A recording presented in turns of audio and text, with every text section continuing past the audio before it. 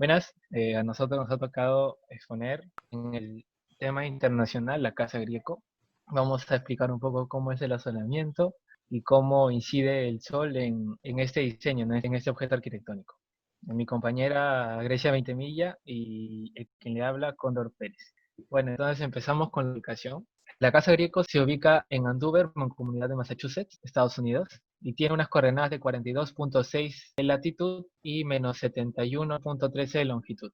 Esta casa data de 1954 aproximadamente. Está hecha por el arquitecto Mars Breuner. Esta casa estaba diseñada un poco para el estacionamiento y el tema de los árboles que ahora son nuevos influye bastante. Así que nosotros estamos viendo cómo el objeto arquitectónico sus inicios. Aquí tenemos el entorno actual.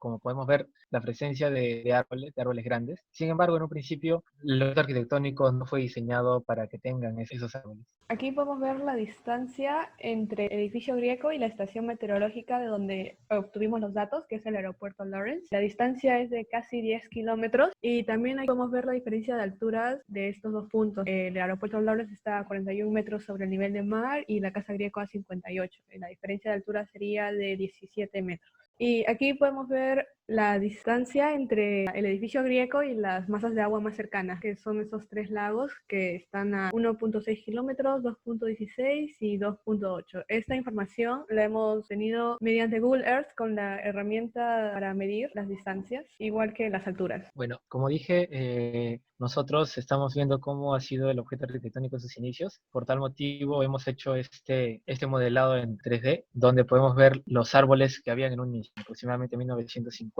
a 1960. Acá tenemos el plot plan, ubicada en las coordenadas ya mencionadas. Tenemos la elevación sur y la elevación norte. Ok, entonces, ya una vez teniendo las coordenadas, lo ponemos al programa y tenemos, ¿no?, la proyección esférica y la proyección equidistante del asolamiento, o sea, del recorrido del Sol. Bueno, una vez ya puesto en el programa SoundPad, nosotros hemos seleccionado aproximadamente los solsticios de verano y invierno, ¿no?, el 21 de diciembre y el 21 de junio, como la incidencia que el Sol afecta al objeto arquitectónico. Podemos darnos cuenta que el Sol en el solsticio de invierno se inclina mucho más al sur, dando una sombra proyectada hacia el norte. Y en el solsticio de verano llega a tener un ángulo mucho más grande.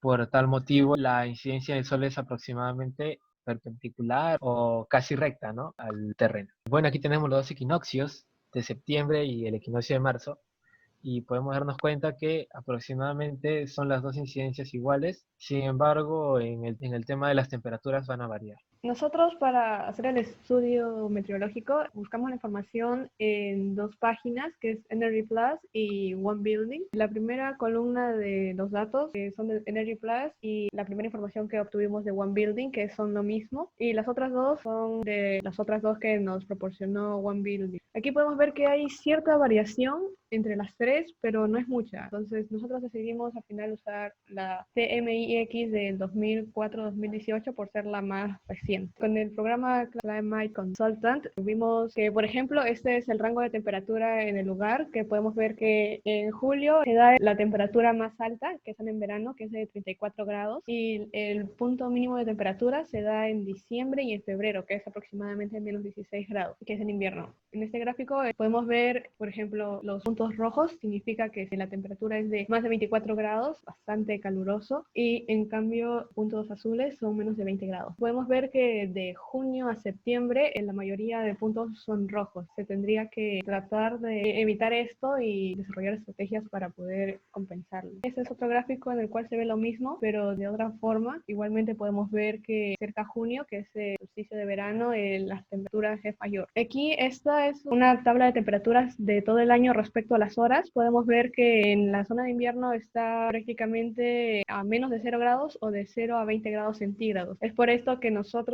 hemos estudiado este edificio en el rango de junio a septiembre, dado que esa es donde se da más la temperatura, que está de 24 grados a 38 grados, donde habría el problema de incidencia solar y habría demasiado demasiado calor. Es por eso que hemos elegido ese rango. Seguimos con la explicación. Hemos visto que, ¿no?, el 21 de julio, aproximadamente a las 2 p.m., es donde el sol está en su punto más alto y podemos ver es que hay una pequeña incidencia en una de las ventanas. Esa incidencia hace que la luz se refracte y por tal motivo la sensación térmica es mucho más calurosa. Entonces ahí tendríamos un pequeño problema. Bueno, entonces esto fue nuestra propuesta de cómo tapar esa incidencia solar. Ese parasol que ya estaba, lo que hicimos fue simplemente alargarlo y llevarlo hasta atrás como para que dé una continuidad, de tal manera también que el sol tampoco repase por esa ventana. Con eso ya estaría solucionado ese problema. Tenemos también otro punto que hemos tomado nosotros, que es el 17 de julio a las 2 p.m. Podemos darnos cuenta que ese parasol que ya tenía Casa Grieco sirve de protección contra ese sol, dando una sensación térmica mucho más agradable. Entonces,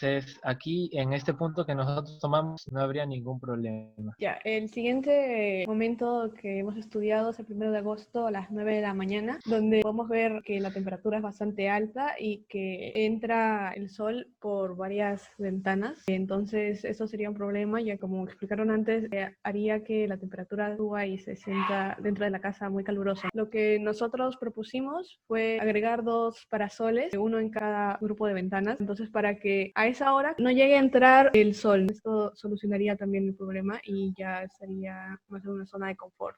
Bueno, entonces, en conclusión, esta edificación es completamente diseñada para el hacinamiento. Sin embargo, hemos encontrado algunos pequeños problemas que tiene la casa. Sin embargo, hemos dado algunas conclusiones para que estos se puedan solucionar. Gracias.